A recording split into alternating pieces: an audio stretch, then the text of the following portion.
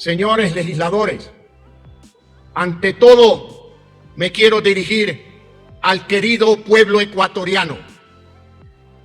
Quisiera iniciar mi reconocimiento, extendiendo mi reconocimiento a los asambleístas interpelantes, así como a todos aquellos que con tanto brío se han dedicado a este infundado proceso. Quiero reconocerles profundamente porque han hecho gala de una inventiva sin parangón en la historia de la República. Han estirado los límites de la imaginación humana. Han creado una situación ficticia que no resuelve los problemas del pueblo ni de nadie. Quiero agradecerles por haber creado la mayor prueba de templanza para los demócratas de este país. Porque mientras más absurda sea su acusación, mientras más ocurrida y pintoresca, mayor será la oportunidad de desplegar el talante democrático que este país verdaderamente necesita. Quiero reconocer la oportunidad que me brindan para venir aquí y hacer algo que a lo largo de este proceso nunca se hizo. Y eso es ejercer a través de mi presencia la reverencia que exigen nuestras leyes e instituciones. La verdad es que lamento mucho que del frágil castillo de naipes que construyeron durante 5 meses y más, no les quedó más que conformarse con la carta más débil, la relacionada a Flopec. Admito que ha sido instructivo ver cómo se las ingeniaban para tratar de armar una trama medianamente verosímil con hechos que ocurrieron en el año 2018, cuando este gobierno ni siquiera existía. Se les olvidó que tanto el contrato, la adenda, como el informe de Contraloría fueron sobre un proceso que transcurrió entre el 2018 y el 2020, 3 años antes de que yo asumiera la presidencia de la República. Ese informe de Contraloría hizo 13 recomendaciones sobre el contrato que, insisto, fue firmado en el gobierno anterior. ¿Y qué creen? Las 13 recomendaciones fueron adoptadas en el periodo de mi gobierno al pie de la letra. Y a propósito, no solo que la Contraloría jamás recomendó terminar el contrato con Amazonas Tanker, fue también una distinguida interpelante quien a través de un informe de la comisión que preside recomendó que se le dé continuidad a ese contrato. De igual manera, la Contraloría nunca estableció ningún tipo de indicios de responsabilidad penal contra ningún funcionario. Y es bueno recordar que la empresa Flopec, que perdía $50 millones al año, en el año 2022, en el periodo de mi gobierno, llegó a ganar hasta $180 millones.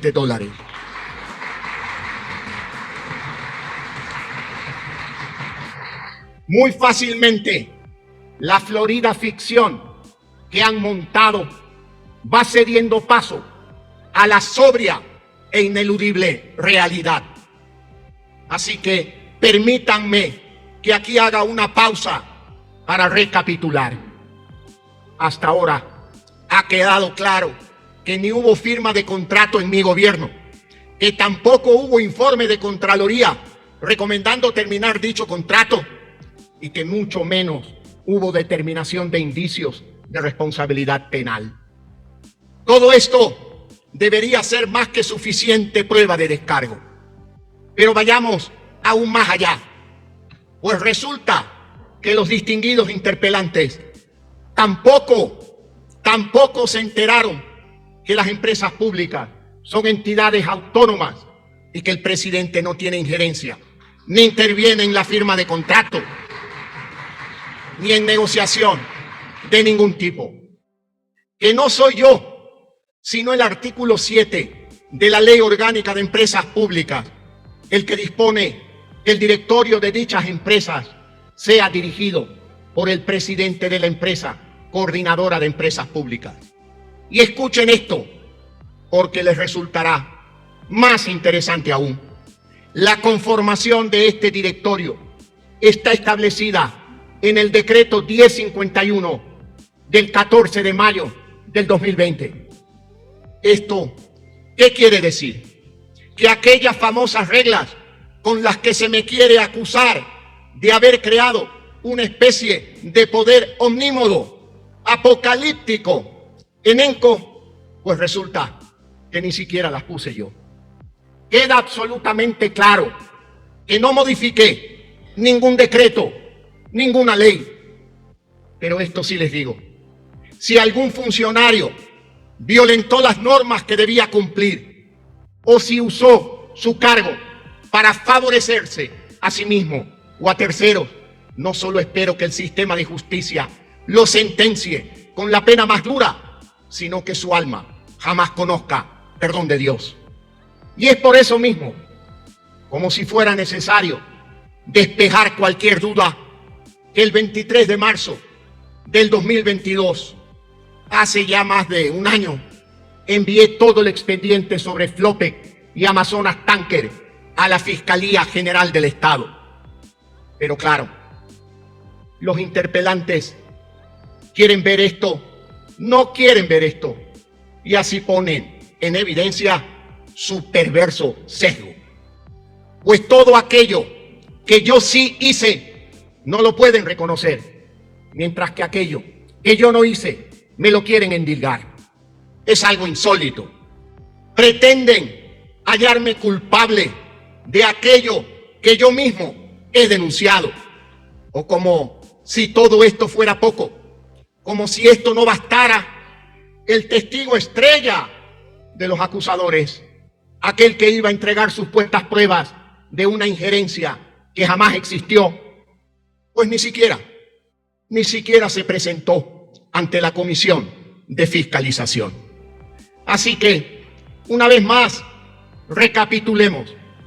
Primero, no hay contrato ni adenda firmados en mi gobierno. Segundo, no hay recomendaciones de Contraloría para terminar dicho contrato. Tercero, no hubo determinación de indicios de responsabilidad penal sobre ningún funcionario. Cuarto, las reglas no las puse yo. Quinto, yo mismo puse en conocimiento de la Fiscalía el expediente de Flopec. Y por último, no hay testigos relevantes de nada. No hay testigos relevantes de nada. Es por eso mismo que no hay un informe acusador, sino todo lo contrario. De hecho, aquí tengo en mis manos, para conocimiento de todos ustedes, el informe de la Comisión de Fiscalización de esta Asamblea, que recomienda no enjuiciar al presidente de la República. Lo exhibo aquí para que el país lo conozca y mis acusadores al menos lo vean de lejos, pues parece que no han tenido la energía ni para leerlo ni socializarlo como mandaría la decencia y el sentido común.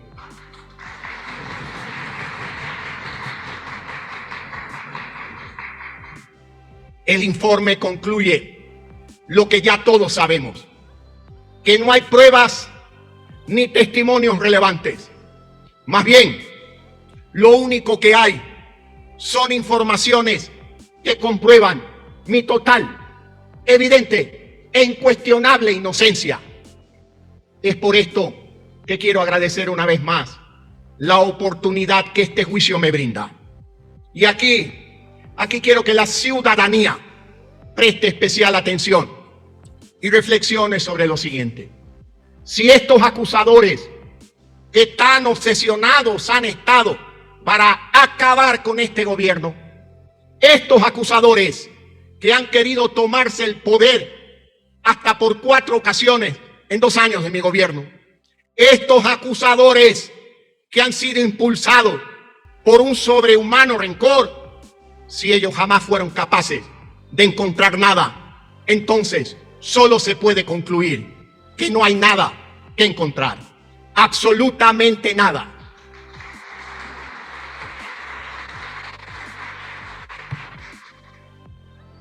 El mismo rencor que me profesan es la más grande prueba de mi inocencia. Pero ojo, mucho ojo, retornemos a la parte de las pruebas, pues la realidad es que no estoy diciendo nada particularmente nuevo. Tanto ilustres abogados como lúcidos observadores del acontecer nacional han explicado todo esto de manera aún más clara que yo. Y es que aquí viene lo más interesante y alarmante de todo, pues en el fondo, ya casi sin esconderlo, son los mismos proponentes de este juicio quienes reconocen que no tienen nada.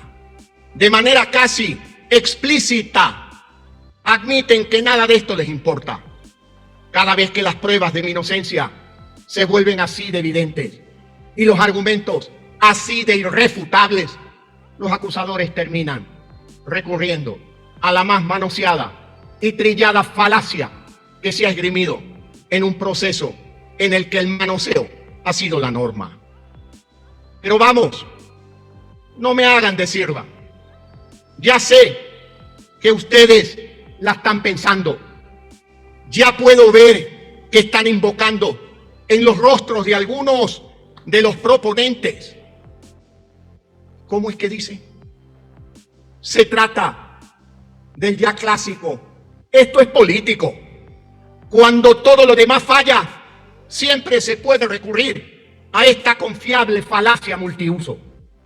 Es que aplicar para todo,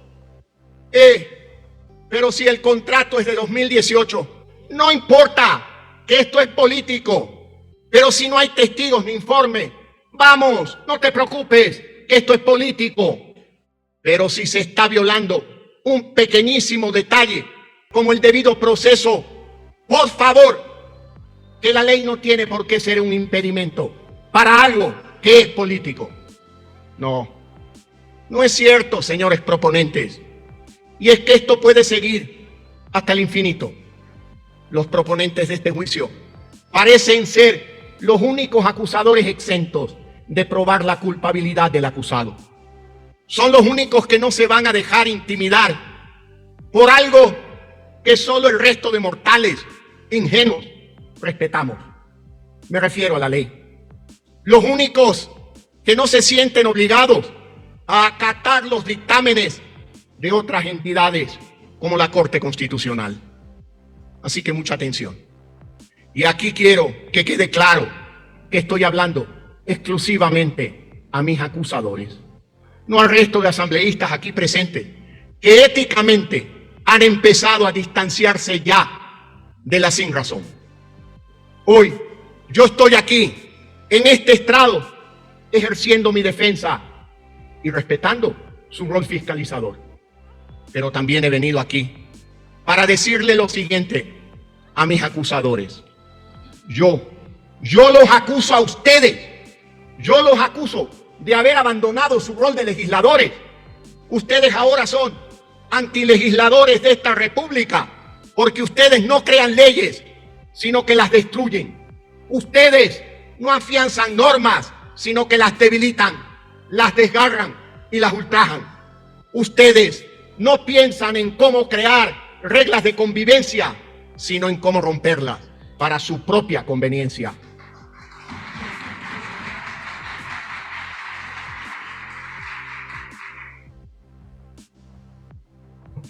Yo los acuso porque jamás a lo largo de este juicio intentaron acercarse a la verdad, sino meramente al poder. Yo los acuso de intentar destruir la credibilidad, no de esta presidencia, sino de la democracia misma. Yo los acuso de distorsionar el verdadero sentido de lo político, que debería entenderse como el servicio al ciudadano, hasta convertirlo en depósito de las más bajas y negativas compasiones o pasiones. Yo los acuso de haber renunciado a lo que debería ser el objetivo principal de este hemiciclo, que es la búsqueda incesante del bienestar de la ciudadanía. Yo los acuso de pretender inclinar la balanza de la justicia ante el inescrupuloso peso de unos cuantos votos, porque de eso se trata todo esto. Pero ahora quiero dirigirme a aquellos valientes asambleístas que en las últimas semanas han tenido la prudencia de alejarse de estériles posiciones extremas. ¿Es que acaso vamos a permitir que la verdad sea algo relativo? ¿Acaso vamos a permitir que un juicio infundado sea el legado de esta legislatura? Al contrario de lo que mis interpelantes falazmente sostienen, ustedes saben muy bien que es precisamente la condición de político lo que exige de este juicio el máximo rigor y apego a las normas. Precisamente porque es político, debe ser legal. Precisamente porque es político, debe ser justo, debe ser correcto, debe ser honorable, debe ceñirse a los más puros cánones de lo legítimo y lo verdadero.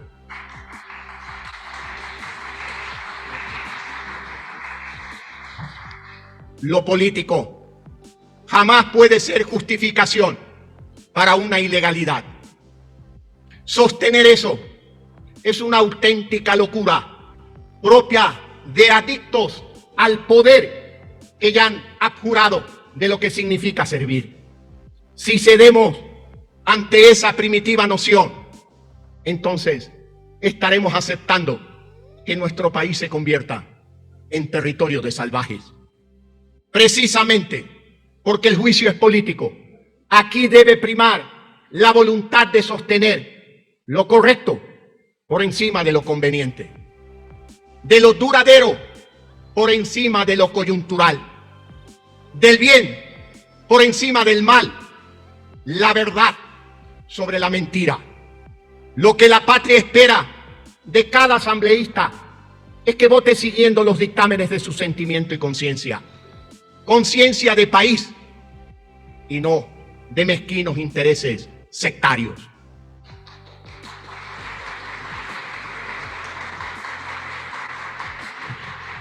Por eso me da gusto ver a muchos asambleístas conscientes de que lo que está verdaderamente en debate aquí es una causa nacional. Esto no se trata de la simpatía o antipatía que tengamos hacia un presidente, sino de cuánto amor sintamos por nuestro país. Esto no se trata de si se salva o no una presidencia, porque eso también es temporal, sino de preservar el funcionamiento de nuestra democracia.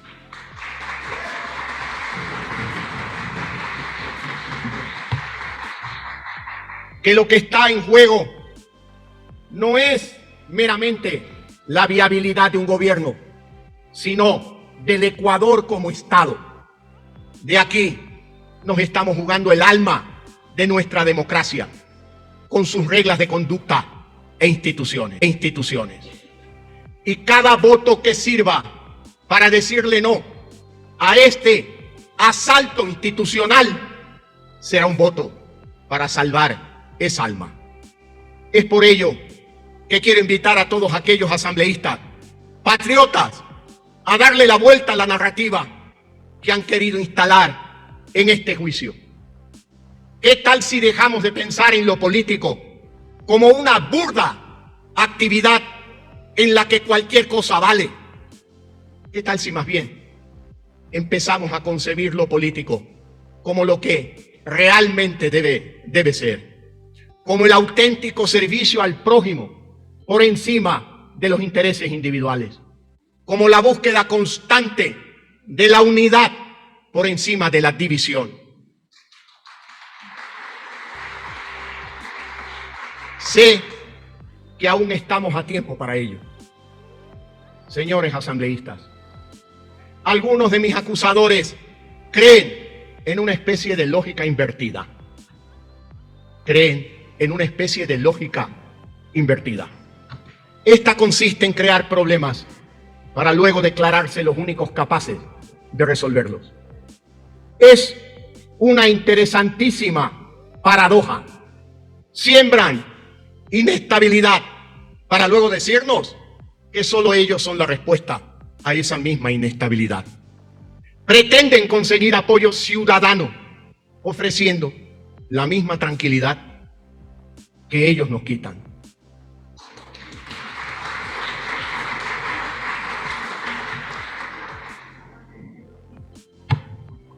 Como si fueran ellos la exclusiva garantía de una paz a punta de amenazas, se venden como los únicos capaces de crear estabilidad en el Ecuador.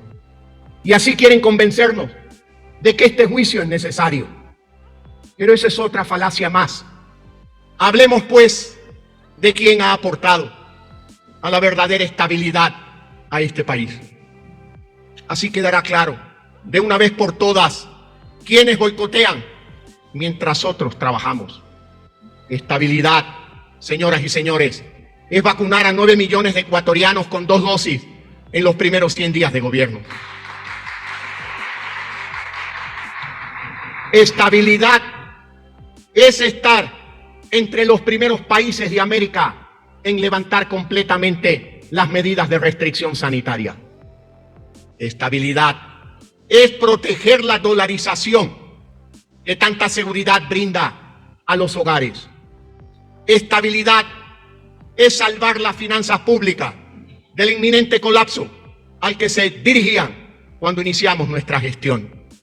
Estabilidad es aumentar el salario básico cada año en $25. Ya van $50 de incremento y este año lo subiremos $25 más. Esto en cumplimiento de mi compromiso adquirido con los trabajadores del país. Estabilidad es la constante entrega de ya casi $250 millones en créditos de las oportunidades para decenas de miles de emprendedores ecuatorianos, la mayoría de ellos mujeres. El crédito al 1% es el más barato del mundo y lo tenemos aquí mismo, en el Ecuador. Estabilidad es mantener la inflación proyectada más baja de América del Sur en este año 2023. Estabilidad es crecimiento económico entre los más altos del continente. Estabilidad es la recuperación de la confianza económica, reflejada en el aumento de ventas hasta los $226.000 millones, 13% por encima del año 2021. Estabilidad es la constante creación de empleo, que ya alcanza cerca de 500.000 nuevas plazas de trabajo. Estabilidad es acometer la agenda comercial más amplia en la historia económica del país, mediante la cual llevaremos productos ecuatorianos a las economías más dinámicas del planeta, como China y Corea del Sur en el Asia, así como a Costa Rica en nuestro continente. Estabilidad es profundizar la política ambiental más exitosa de la historia ecuatoriana, reconocida así en todo el mundo, obviamente menos por nuestros honorables acusadores. Es no solo continuar cuidando de las especies marinas de nuestro adorado archipiélago de Galápagos, sino además reducir en $1.100 millones la deuda externa que los gobiernos de ustedes contrajeron. Todo esto es estabilidad y es obra de este gobierno, cimentada con duro trabajo, a pesar de los constantes intentos de sabotaje institucional, como el que hoy nos congrega aquí. Estabilidad es seguir ampliando los programas contra la desnutrición infantil de este gobierno, al que tanto acusan de malévolo neoliberal, inauguró antes que cualquier otro. Es continuar llevando a decenas de miles de niños el bono de los 1.000 días, que les garantiza una alimentación y desarrollo óptimo desde que están en el mismo vientre de la madre. Estabilidad es el proyecto Impulso Violeta, a través del cual cerca de 40.000 mujeres libres de violencia ya se benefician de actividades de capacitación, talleres y créditos al 1%. Estabilidad es continuar entregando vivienda subsidiada al 100% a 4.000 familias ecuatorianas, en especial a quienes más la necesitan. Es entregar créditos de vivienda con tasa preferencial del 4,99% y a otras 5.000 familias. Estabilidad es invertir masivamente en salud, donde la inversión de este año representa un 20% adicional con respecto al anterior. Son nuevos fondos que serán destinados a incrementar el abastecimiento de medicinas, a la compra de ambulancias, así como a la readecuación de centros de salud. Estabilidad es continuar cumpliendo objetivos, como la inauguración de los hospitales en Durán, Bahía, Manta y Pedernales, que lo entregaremos en un par de semanas, y centros de salud en Machala. Estabilidad es la entrega imparable de unidades educativas como las 16 ubicadas en Quevedo, en Guaranda, en Pedro Moncayo, en Cayambe, en Quito, Ventanas, Guayaquil, Palenque, Playas y otros cantones. Es la contratación de 3.200 nuevos docentes y 1.000 nuevos psicólogos para fortalecer el sistema de educación básica en el Ecuador. Que esto no es suficiente, nadie ha dicho que lo sea. Nadie ha dicho que los desafíos un buen día se detienen. Siempre habrá problemas y necesidades nuevas que resolver. Y por eso mismo, la verdadera interrogante que hoy se debería contestar es si estando aquí, en juicios infundados, se solucionan los problemas de la gente. ¿Qué tienen que ver toda esta aburrida trama de Flope con lo que verdaderamente importa a la gente? Estos meses perdidos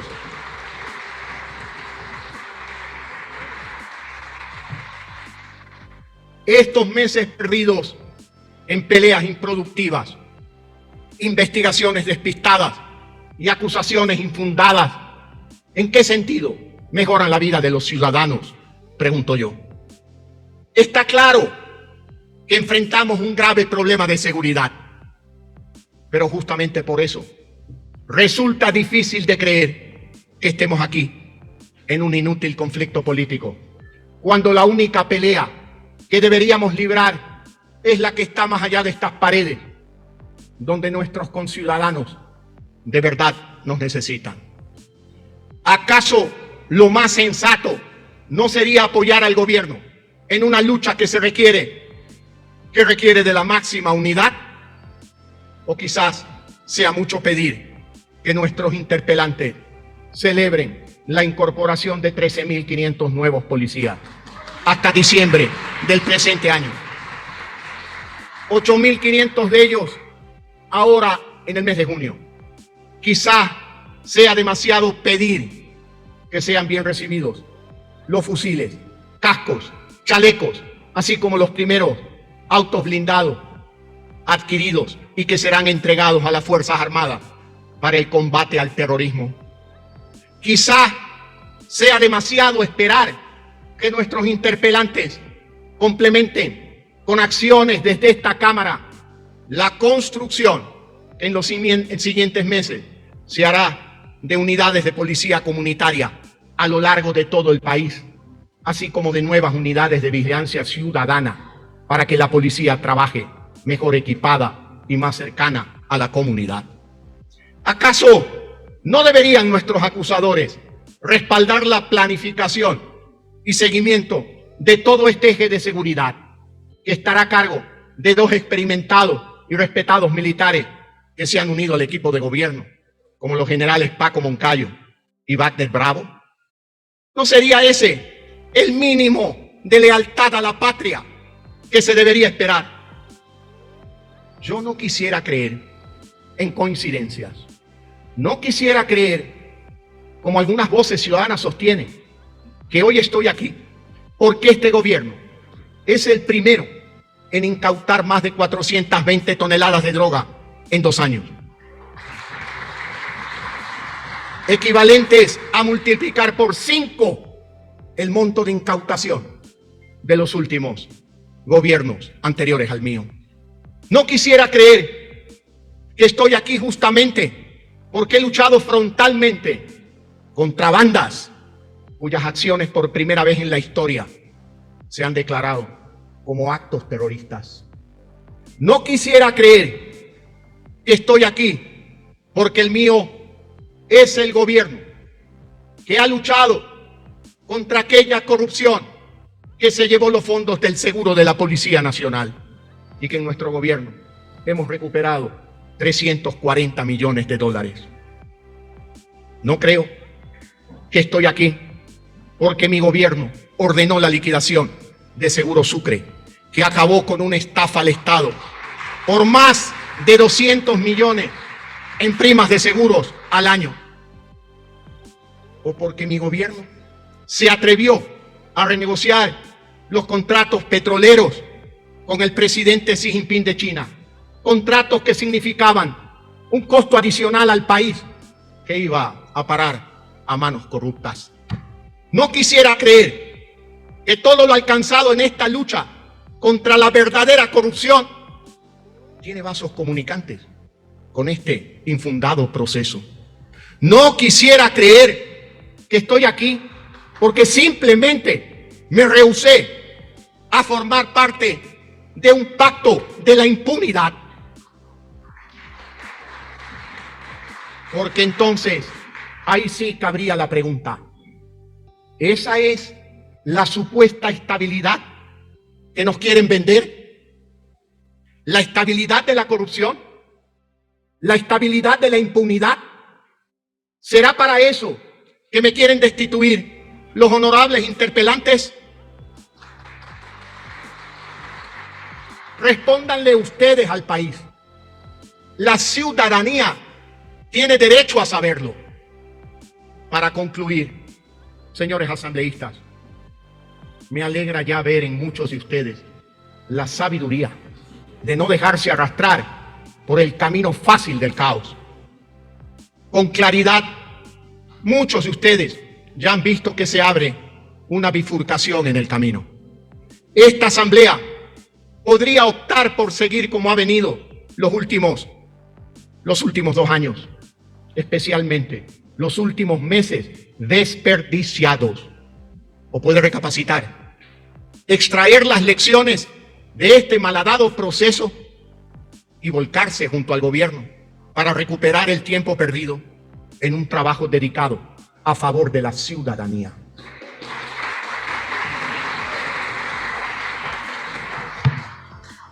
Hagamos un examen de conciencia. Todos debemos rectificar, gobierno y asamblea, pero ese cambio será mucho más profundo y eficaz si lo hacemos en unidad de propósito, en el mismo sentido, motivado por las mismas energías y el mismo proyecto de país. Depongamos nuestras legítimas diferencias para trabajar juntos en contra de las mafias que atentan contra la seguridad de todos y dividen a los ecuatorianos. Todavía estamos a tiempo.